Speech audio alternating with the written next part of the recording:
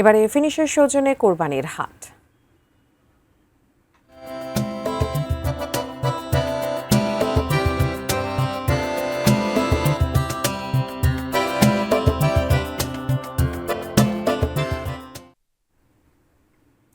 দর্শক, চট্টগ্রামের star rolling মিল মামা ভাগিনার মাঠে জমে উঠেছে কোরবানির পশুর হাট।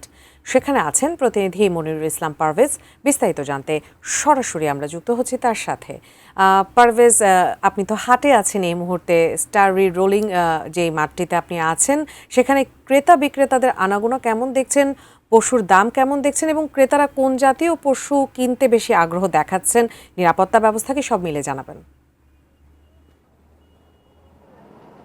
আচ্ছা, প্রথমে জানিয়ে রাখি, ঈদের মাত্র আর 3 দিন বাকি রয়েছে। আজকে রোববার তো শেষ, সোম মঙ্গল বুধ আর 3 দিনই বেচা বিক্রি হবে। তবে আমাদের চট্টগ্রামে যে হাটগুলো রয়েছে, এই সাগরিকা বাজারটি হচ্ছে অন্যতম একটি বাজার। এর মধ্যে মামা ভাগিনার যে হাট, এটি আগে সাগরিকার অভ্যন্তরে ছিল, সেটি এখন সাগরিকা থেকে বের হয়ে ঠিক আমার পেছনে যে আপনি একটি কারখানা দেখতে পাচ্ছেন, এখানে চলে এসছে, অর্থাৎ সাগরিকার থেকে একটু দূরে এসছে। তবে এই হাটগুলোতে বেচা বিক্রি খুব জমে উঠেছে। আর মন প্রতি অনেকেই বলছেন যে বড় গরুর দামগুলো একটু সহনীয় রয়েছে, ছোট গরুর দামগুলো একটু বেশি রয়েছে, এ ধরনের অভিযোগ করেছেন ক্রেতারা।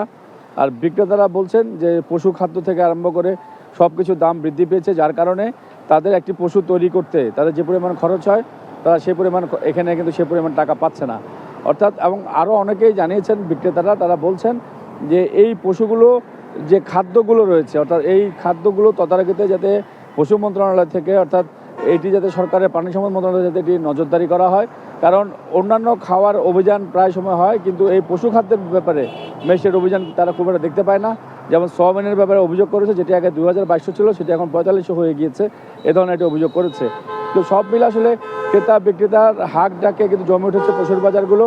চট্টগ্রামের শেষ মুহূর্তের যে বেচা বিক্রি, সেটি কিন্তু এখনও সরগরম রয়েছে। আমার পেছনে তো আপনারা দেখতে পাচ্ছেন, প্রচুর মানুষ আসছে, ক্রেতা বিক্রেতারা হাট ডাক হচ্ছে, বেচা বিক্রিও হচ্ছে। তো সব মিলে আসলে জমজমাট যে বেচা কিনা, সেটি কিন্তু চলছে। উজমা, ফিনিশ আপনার ঘরবাড়ি ও আঙ্গিনা সকল কীট পতঙ্গ ধ্বংস করে।